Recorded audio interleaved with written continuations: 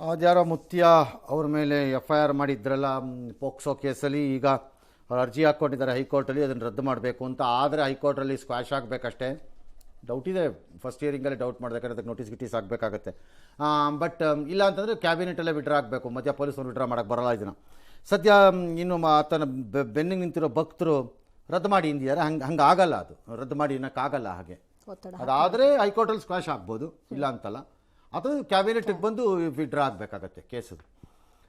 ಬಾಲಕಿ ಮುಖಾನ ತೋರಿಸಿರೋಂಥ ವೈರಲ್ ಮಾಡಿದ ಮೇಲೆ ಕ್ರಮ ತೊಗೊಳ್ಳಿ, ಇಲ್ಲದಿದ್ರೆ ನಾವು ತಗೋತೀವಿ ಕ್ರಮ ಅಂತ ಹೇಳಿದ್ದಾರೆ. ಡೆಡ್ಲೈನ್ ಕೊಟ್ಟಿದ್ದಾರೆ ಅವರ ಭಕ್ತಾದಿಗಳು.